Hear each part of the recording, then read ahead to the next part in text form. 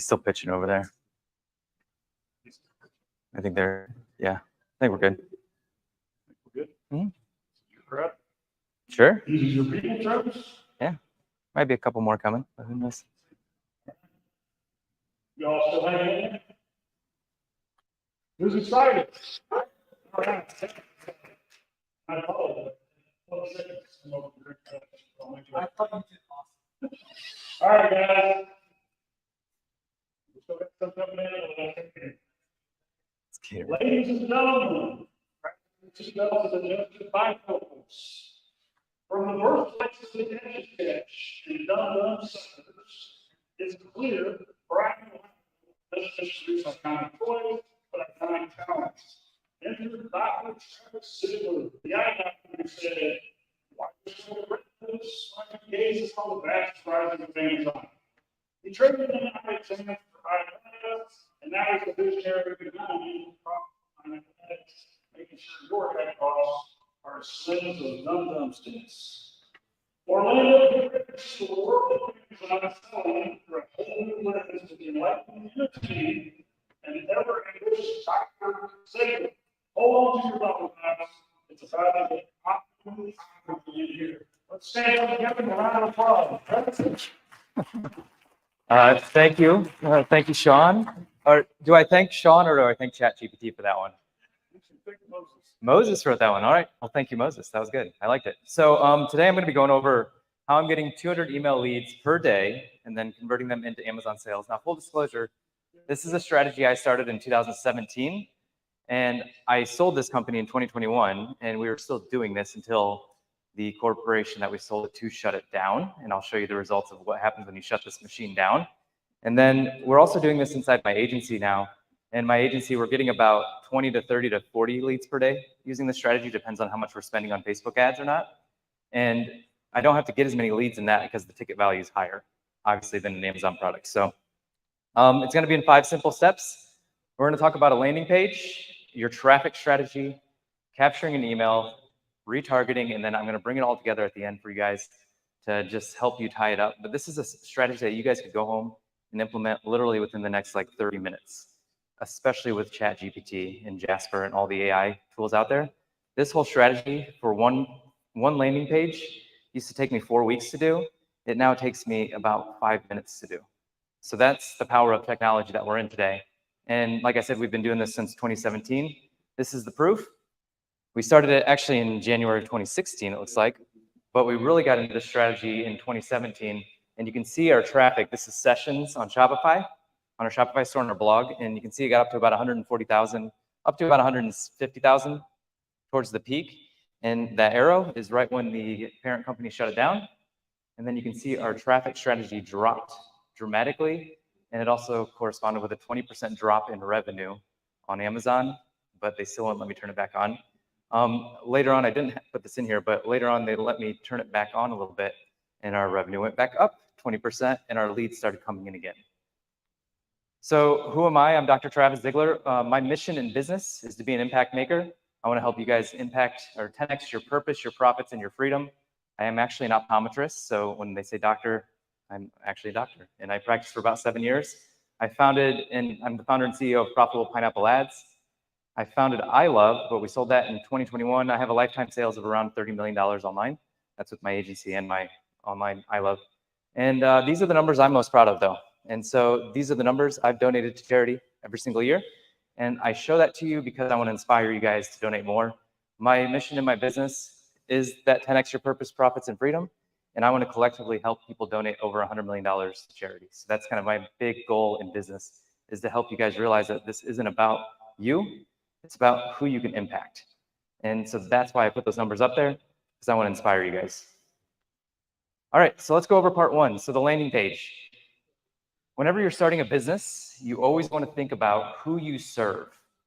Are you figuring out a problem? Does your product figure out, or does it solve a problem? You always have to be thinking, how are you going to get somebody out of hell or get somebody to heaven?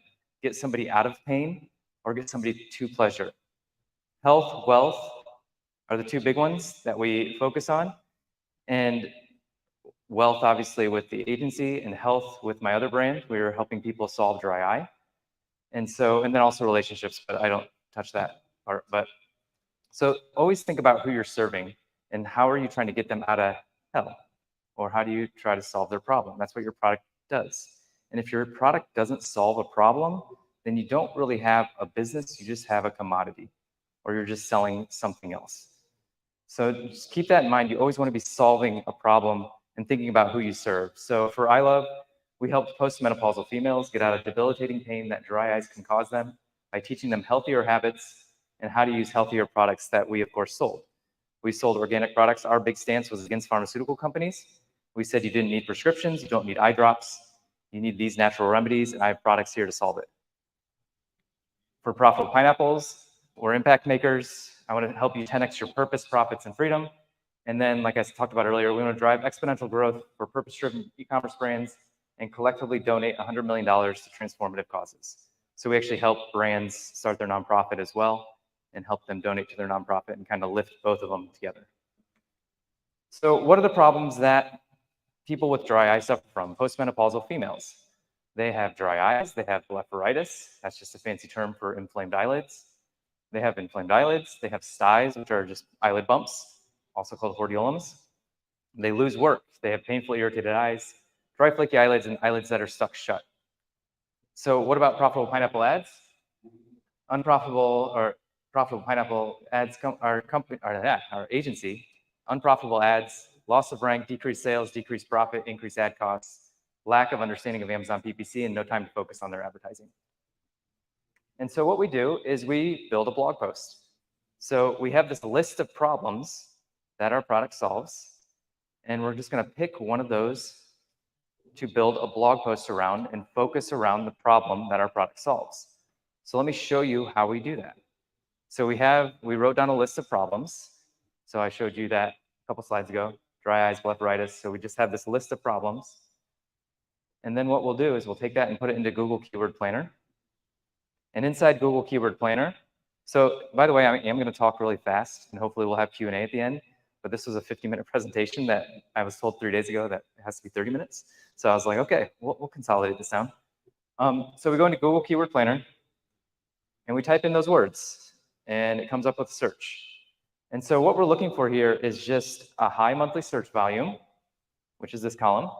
If you've never spent $1 on Google Ads, just spend $1 and you'll get access to more data. Because if you just have a free account, it just gives you generic data. But average monthly search volume, we're looking for a low competition. But the most important part is how much are you going to be paying? And so you can see that one is 5 cents to 40 cents. And this one, 61,000. Medium competition, $1.70 to $5. So this is the one I'm going to go with, and it's blepharitis. So 200,000 people a month are searching for blepharitis, which is a big problem, inflamed eyelids. It's a lot of searches per day. And I can probably get traffic for 5 cents a click. So I'll show you some results of this here in just a little bit. So then what I do is I'll go over to your favorite AI platform. We use Jasper. Jasper, I just like it better for creating content because it doesn't create content as like the highest collegiate level possible, like ChatGPT. And then when you tell it to dumb it down, it goes to like a 3-year-old level. So Jasper is good because you can actually program it to make your voice. And you can do that in ChatGPT too, but it's just a button you click, and it's analyzed all my blog posts that I've ever written, and it knows my voice. And so then I can tell it to write me an 1,000-word blog post on the topic, 5 ways to treat blepharitis in 2023 with an introduction, middle, and conclusion with reference. And then you can do this in the style of a doctor explaining it to a 5th grader for our target demographic, postmenopausal females. During the treatment section, make the first suggestion, my product I sell on Amazon, Mediviz eyelid wipes. Also discuss whatever else you want to discuss in there as well.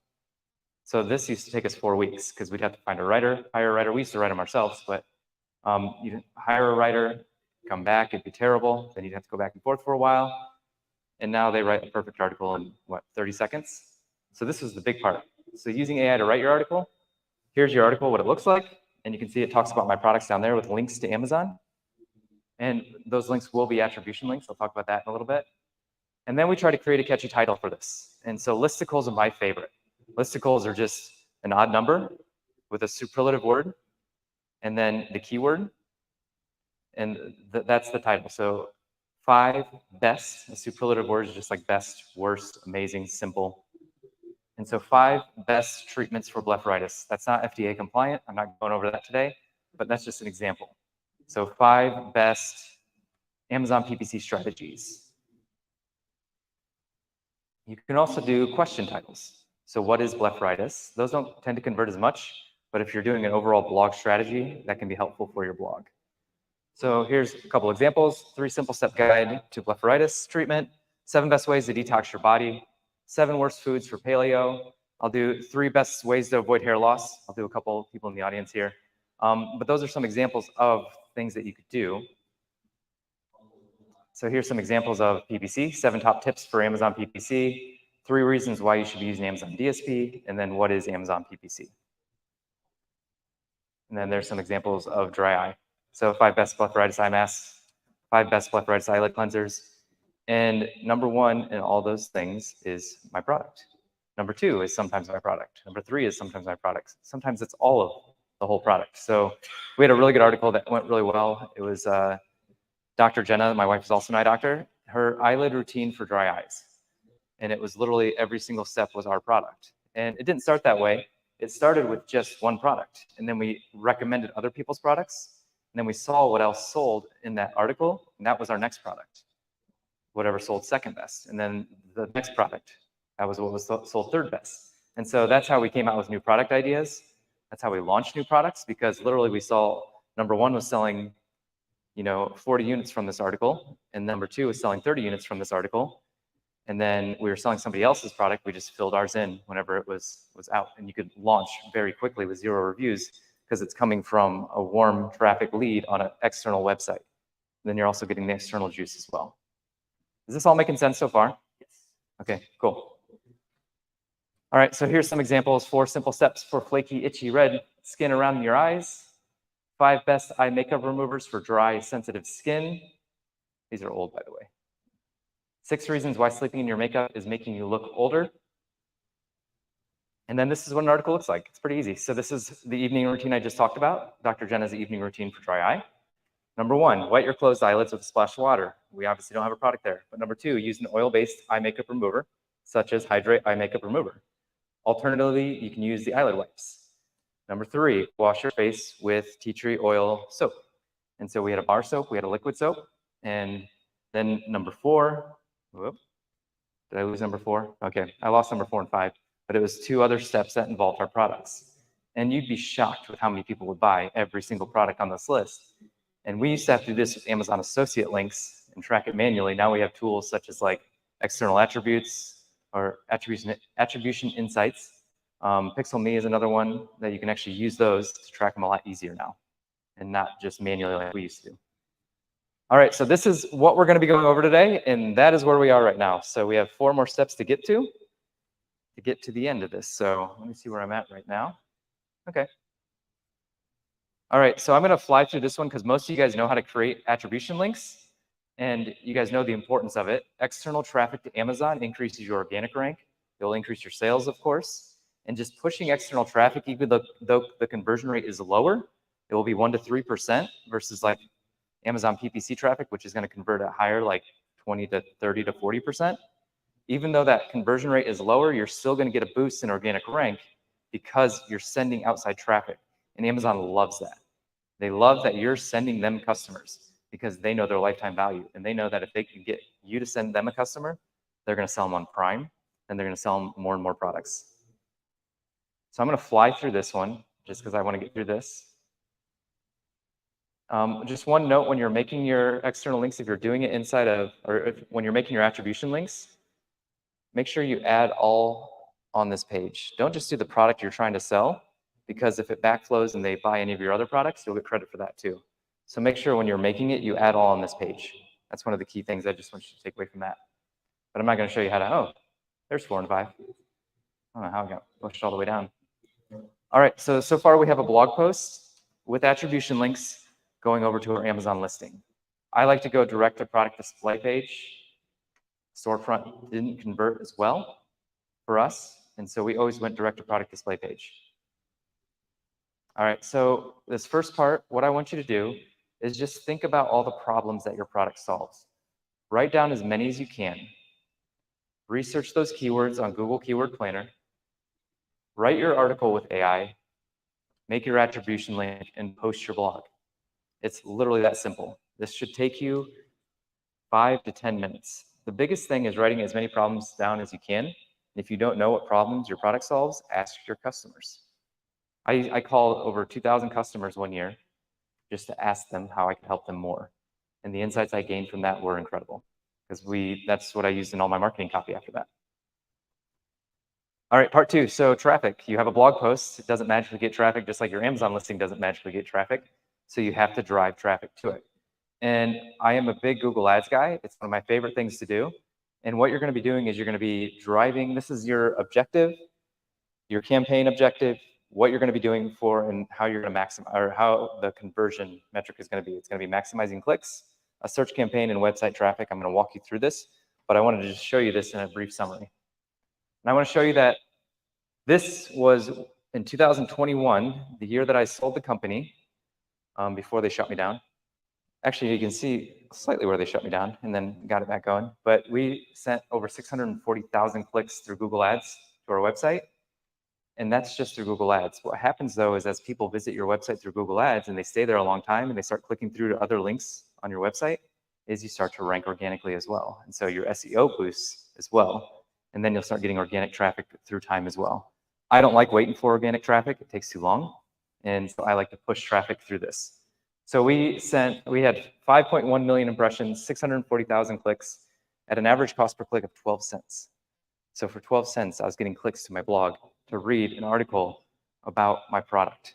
And so I don't know if anybody else has seen 12 cents a click, but I've actually lowered this since then. I can't show you the data from now because it's not my company anymore, unfortunately. So this was my best running article. For our ad, we were getting a 44% click-through rate. A good click-through rate for an ad is about 5 to 10% on Google. And so 44%, it's because we are obsessed with, we do this on Amazon, we do this on Google, single keyword ad campaigns. It's where your keyword matches your ad, which matches your article. So everything is very in sync across everything. And so this one is for styes. So the keyword is sty. The ad is how to get rid of a sty. The article is how to get rid of a sty. And so everything lines up perfectly. So it leads to a high click-through rate, a high interaction rate, and it leads to interaction rates and click-through rates of 44%. And when I meant interaction rate, I meant on the blog post, they actually read it all because it's relevant. So they stay on your page longer, which then drives down your cost per click. So you can see on this article, I'm getting 6 cents a click. And the conversion rate on this article is like 5 to 6%. So they're clicking from Google Ads, from Google, to my blog, to Amazon to buy. I'm getting a 5% conversion rate on that, which is really high on this because it's external traffic at 6 cents a click. So I'm getting 11,000 clicks. This is per week. 11,000 clicks per week for $700. All on a blog post that then goes over to Amazon to buy.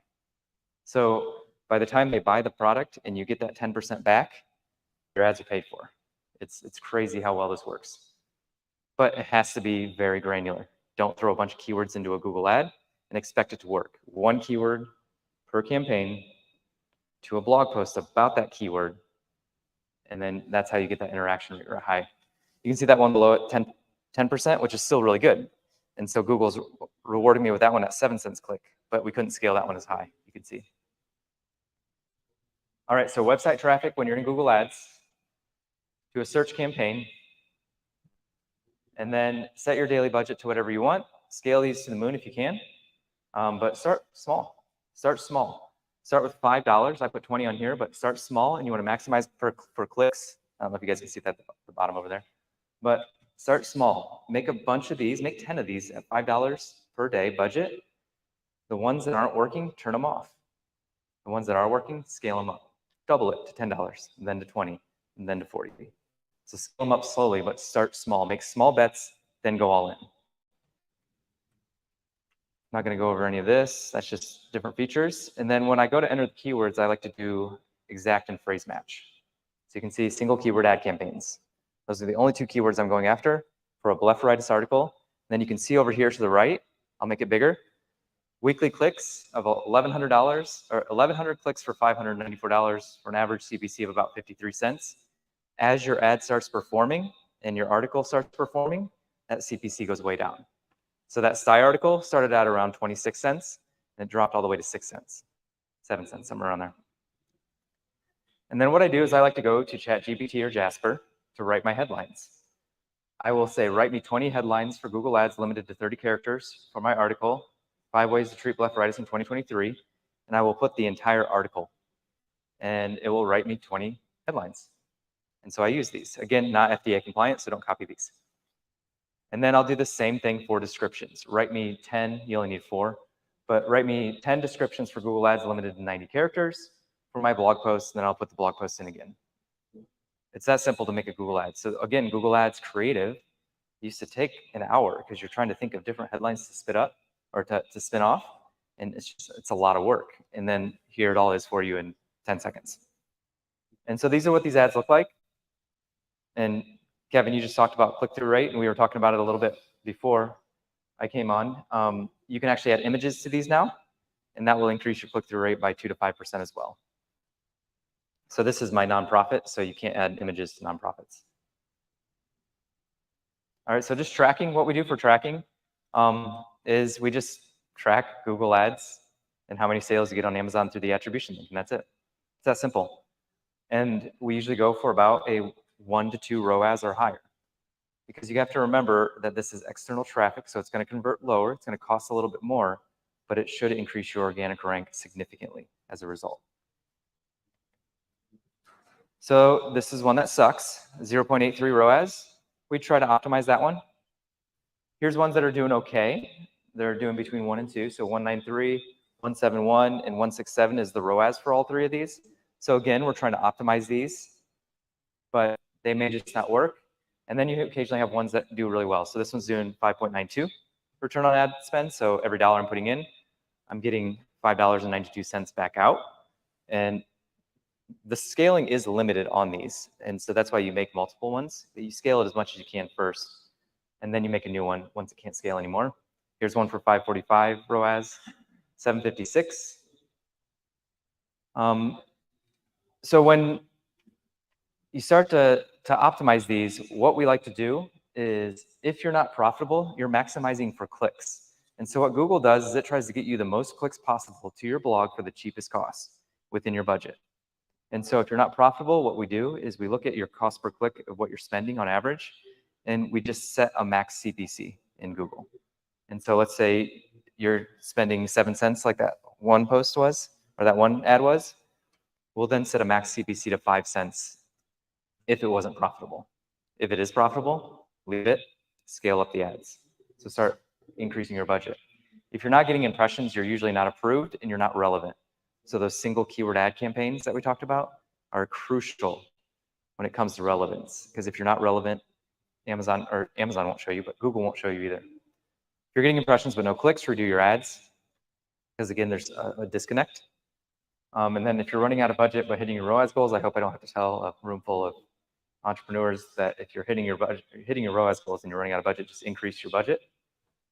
And then if you're getting lots of clicks but no sales, rewrite your blog. So your blog isn't persuasive enough to sell the product. So make sure that you're not just taking the ChatGPT blog and putting it up on your website. Make sure you're adding some persuasion to it. And you can tell ChatGPT to do that. You can say, make it more persuasive, and it will keep reiterating. All right, so action items for this part is build that one blog out that we talked about, and then start the Google ad. But I want you to know that out of 10 of these, 6 out of 10 will fail and fall flat on their face, kind of like that guy. 3 out of 10 will do okay, and then 1 will go absolutely nuts. And those are the ones you scale big. So $5 bids, or $5 budget to start. Start small, place small bets, and then go all in once you find one. How long? Usually you can see it in 7 days.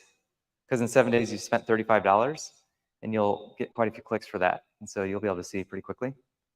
Try to optimize, of course, but usually you'll find one that will go nuts. Your product is very good for this strategy. It can be very good. Okay, so here we are. Google Ads to blog to Amazon. That's where we're at right now. This is it. That's all you need to do.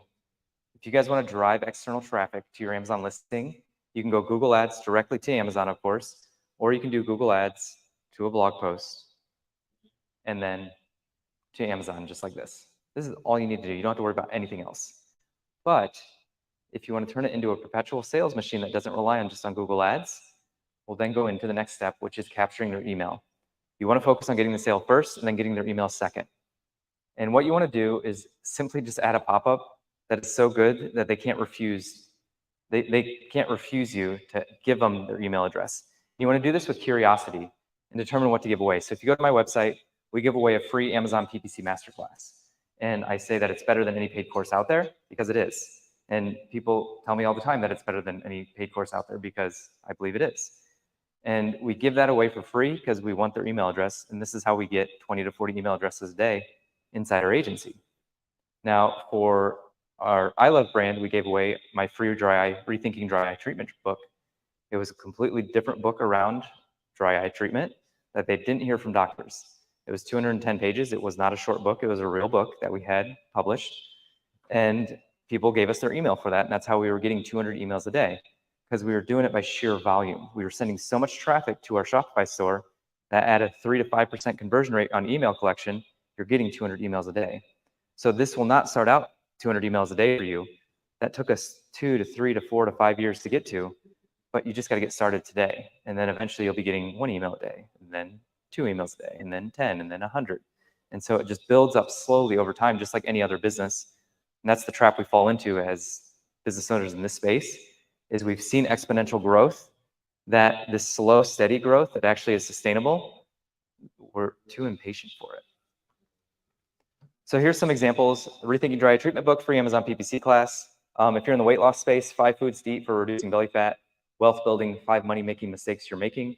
Acid reflux, 5 foods that are making your acid reflux worse. So and also you can like have curiosity hooks.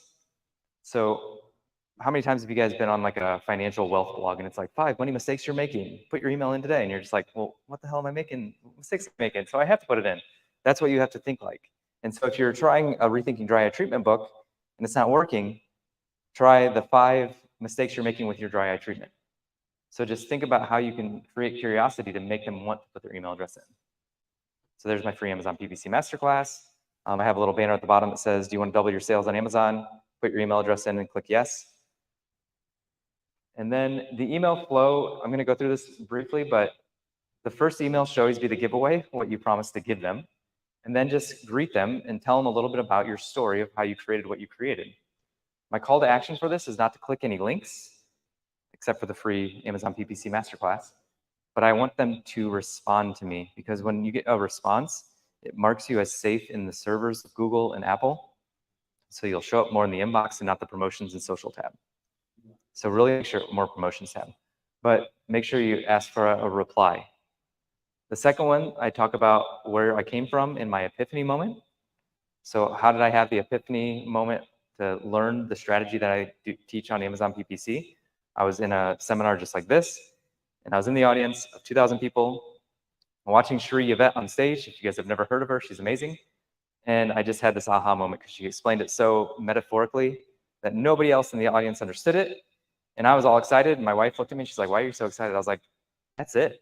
That's how you do Amazon PPC. And she's like, I didn't understand a thing. And I was like, that's even better. Nobody else understands it. And so that was my epiphany moment for PPC. Call to action, reply. What do you do and who's it for? So what do I do and why do I do it? Call to action is to reply. Just let me know that you're in. Let me know if you're ready for this, something like that. And then how do you do it? You ask for the sale finally if you have that sale. So you want them to get to know you first, kind of start that dialogue, and then ask them for a sale. It doesn't have to be a hard sell though. You can just be like, hey, here, this is what we do. If it's for you, come apply here. So our agency is application only, so that's when we ask for, if you want to apply to work with us, if you're doing over $50,000 a month, apply here. And then follow us on other platforms. So if you have a YouTube channel, Facebook group, and then how did you learn it? I actually give a shout out to Cherie. She has her own agency, and you'd think that's like a competitor of mine, but I actually give them a link to where I learned it from her, because I believe in the pie is infinitely big. And then we send them into a drip sequence. So as I write these blogs, I put it into my drip sequence. And I drip this sequence out every couple days. So in my agency, I do it every Wednesday and Friday, and then we write other emails Monday, Tuesday, Thursday. So every Wednesday, Friday, they're getting something from our drip sequence that we've just added over time. Because every time you write a new blog post, you add to the drip sequence, and it just builds up into this perpetual sales machine that keeps you in front of them all the time.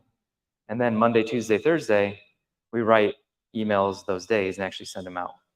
So we're in front of our audience every single day except for weekends, because entrepreneurs tend to take the weekends off, believe it or not.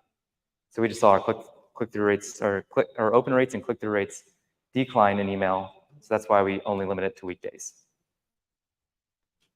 Is all this making sense so far still? You guys still with me? Cool? Valuable? Yeah? Cool. So when you start to get those click-through rates, or when people start to reply to you, this is the open rates and click-through rates that you can get. So our first email, I said don't put a link in there except it goes to our course. So a 46% open rate with a 13.5% click-through rate, and that's over 10,000 sends. And you can just see our open rate stays consistently high. This is our social group, and obviously, I think it's because it's got a Facebook link in it, so it goes to the social or promotions tab more. So that's why the open rate's not as high. But you can see those open rates stay high. And this is my account the last 90 days. So 45% open rate, 1.63% click-through rate, and we've sent 558,000 emails. And so we have that because we ask for replies all the time. And I always invoke, I create curiosity to get them to reply back to want something. So like instead of like, I do this still, I say like, click over here to watch this YouTube video. I'll say, if you want more information about how I launch products on Amazon, reply back and I'll send you the video.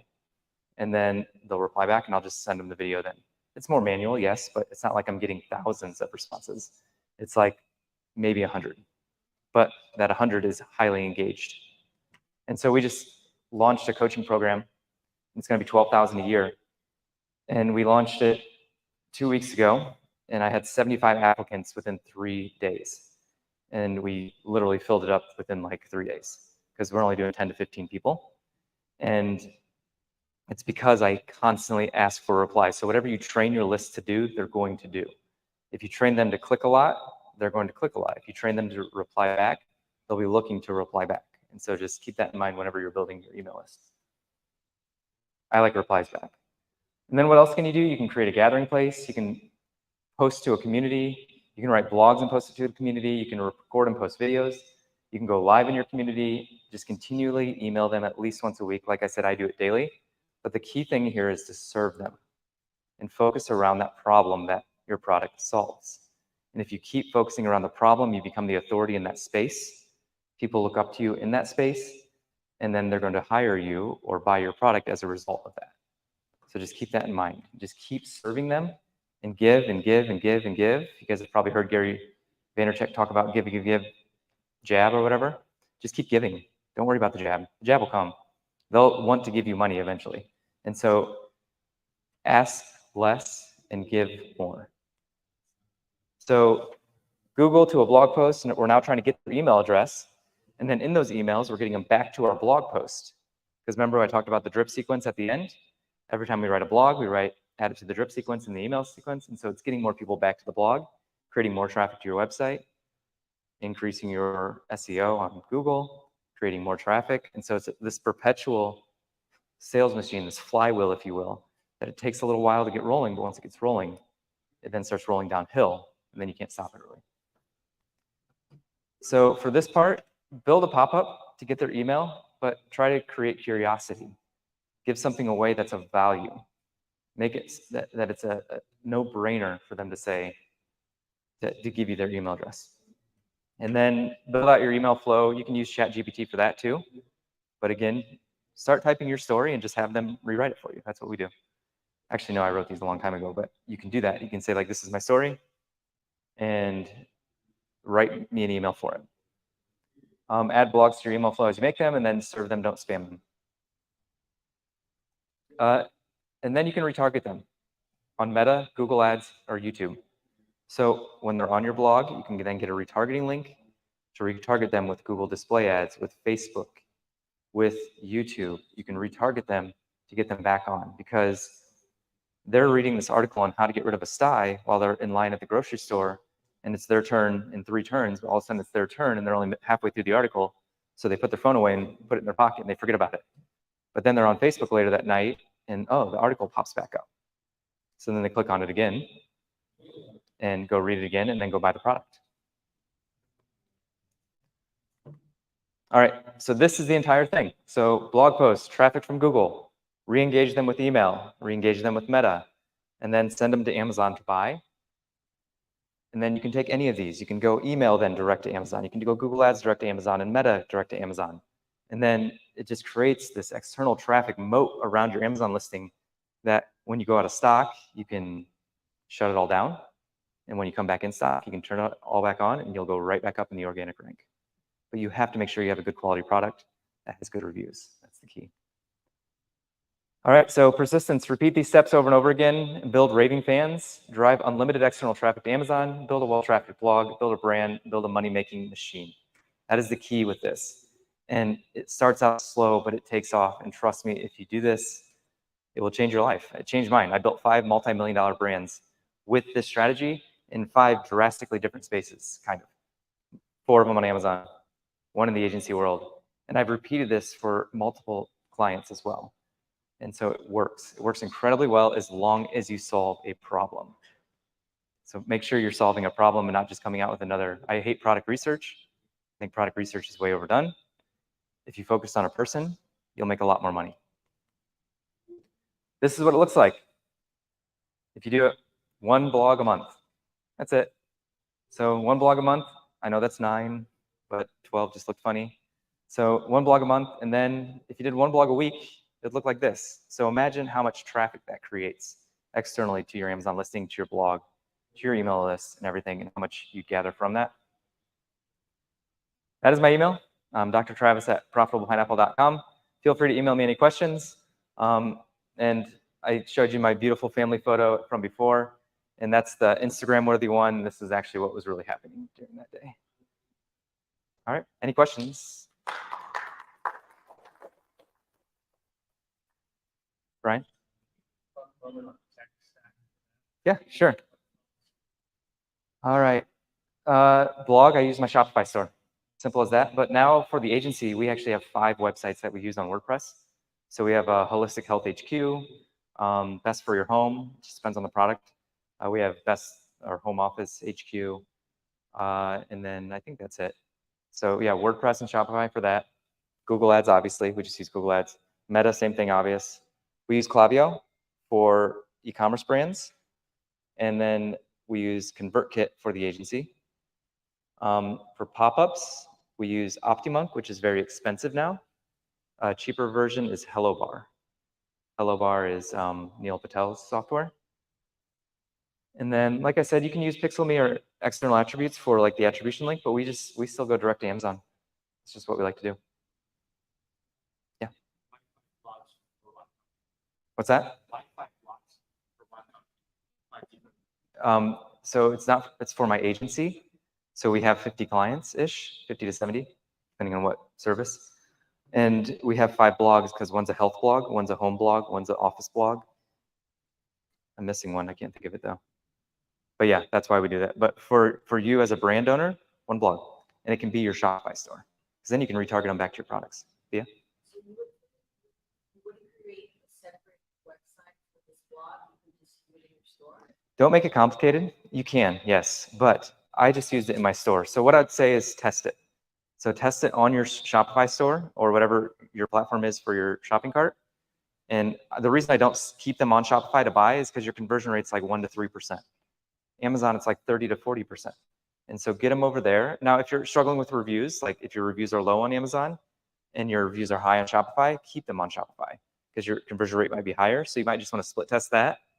But test it. We do both. So we have a company that I have equity in, and they're in the GERD space, acid reflux. And so we have the main Shopify blog, and then we have, it's called the GERD Chef, and it's a blog all about recipes. But I consider that blog to be a distraction for them, and they never listen to me when I talk about that blog. But it's one of those things that it does work, but keep it simple. Simplicity scales, complexity fails. Just keep that in mind whenever you're doing anything. The simpler you can make it.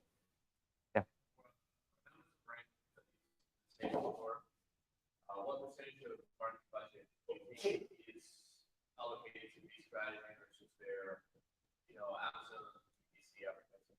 Great question. So question was, what's the budget for this versus like Amazon PPC? Amazon sponsored products should be 80% of your marketing budget. Amazon sponsored products, this is not sponsored brands, this is not sponsored display. Sponsored products drives organic rank, it drives sales, and it drives cheap sales. That should be like the majority of your budget. But you have to allocate something to audience building. And so like I said, start small. Start with small bets of $5. So take 20% of your advertising budget to this, because it's external traffic, even if it doesn't convert, and you're building an asset, you're building an audience. We got a really high multiple for our business when we sold because we had 140,000 people on our email list. And we had 55,000 people on YouTube.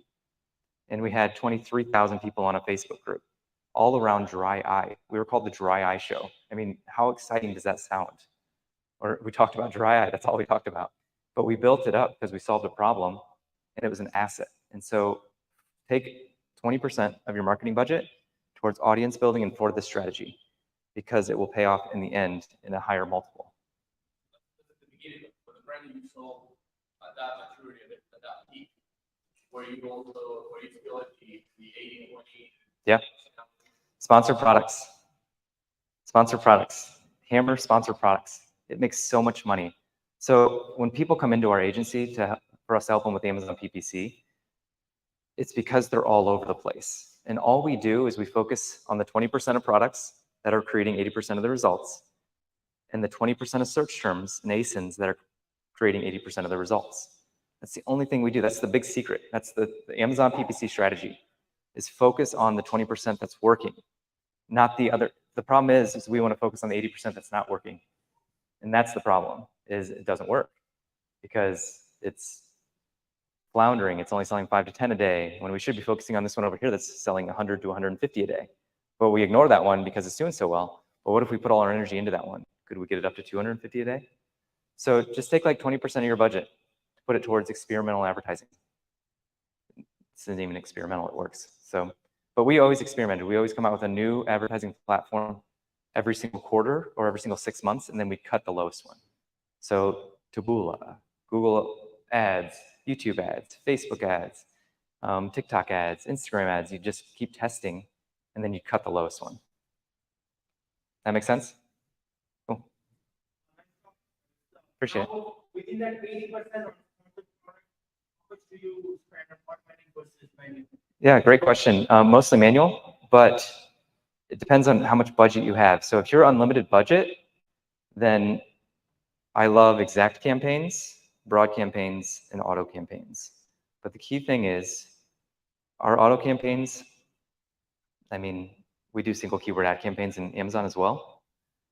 Auto campaigns is just one per ASIN. So if you have, not you, but if you have like 10 products, you'd probably have like 3 auto campaigns for your top 2 to 3 products. And then you'd have broad campaigns and exact match campaigns that peel away from those to then create single keyword ad campaigns to scale those up. Does that make sense? Great question. Anything else? Yeah.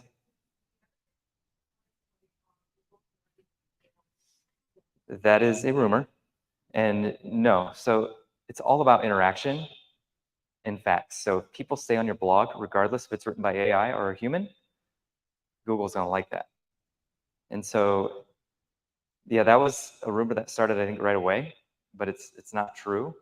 And you can still spin articles a little bit to make them appear more human. It's just all about interaction. How many times have you gone to a blog and be like, this blog sucks? And then you like bounce right off of it and go back. So Google looks at bounce rate. So how long are you on the blog? Are you clicking through the blog to go somewhere else? That's a big thing in Google. So with this strategy, they're going from Google to your blog post, and then they're clicking over to Amazon. And so the key is they're measuring the time that the person is in Google searching and then back in Google searching. So if they leave Google, click your ad, go to your blog post, they're in your blog post for 2 minutes, then they go over to Amazon, and then they're shopping for another 5 minutes, and then they go back to your blog post, and then back to Google. Like, how long did that process take? And the longer that process is, the higher you're going to rank in Google. the cheaper your ads are going to get because the interaction is so high. Does that make sense? Cool. One more question. Yeah. Have you tried instead of emails collecting the numbers? No. I had a text messaging list from people that order from me on Shopify, but I never tried. Using that blog post, for example, instead of email. Yeah, it's on my to-do list to implement in the Amazon PPC masterclass, and I mean, I watch John every day, text me 20 times a day, and like, man, I really need to get on the text messaging train. And I get a voicemail from you all the time too. No, it's brilliant. I need to do it. I've gotten 3 cents from you. I owe you that. Yeah.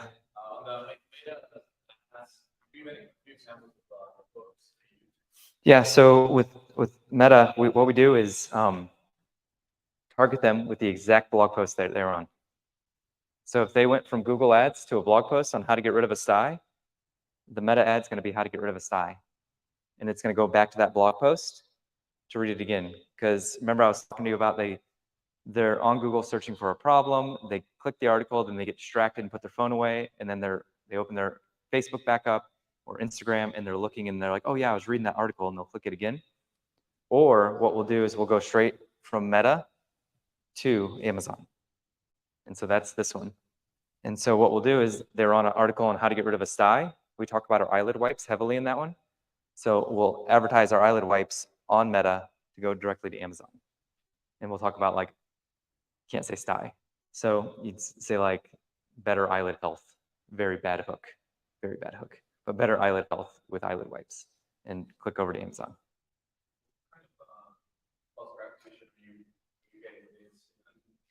What products are you, like recurring, repeat purchase products, or one-time products? Yeah, so my average order value was $70 in this brand, and my lifetime was $340. And so knowing that, I could spend a lot more.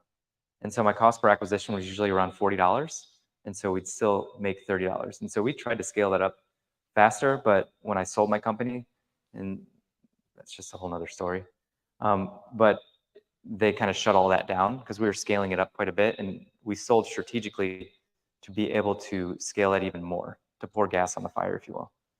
And yeah, we weren't able to do that because of that. But our cost per acquisition strategy overall, you could get this down quite a bit, but we were very aggressive with it. And so that's why it was up in the 40s to 50s, because we were consumables and we knew our first order was usually around 70. Lifetime was 340.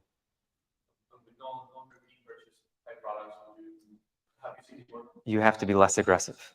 And so you have to think about profitability, and you have to watch your organic rank.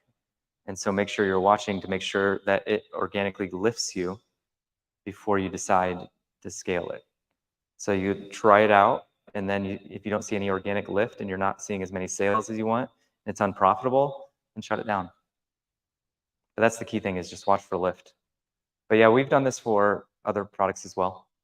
We had non-consumables as well, but those products were lead magnets to get them onto our consumables. So it's not my fault. They're asking questions. I'm just letting, my job is letting you know. Yeah, okay. One more.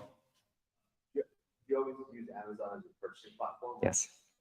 Yeah. Like I said, Shopify is 1 to 3%. Even if you get it really good, it's 3%, maybe 4%. Amazon, we had 40% conversion. So it's just like, why not send them there? We even sent our emails, usually went to Amazon. We'd have sales and stuff. We usually did pre-Prime Day sales and pre-Cyber Monday sales. That would all go to Amazon. All right. Thank you all.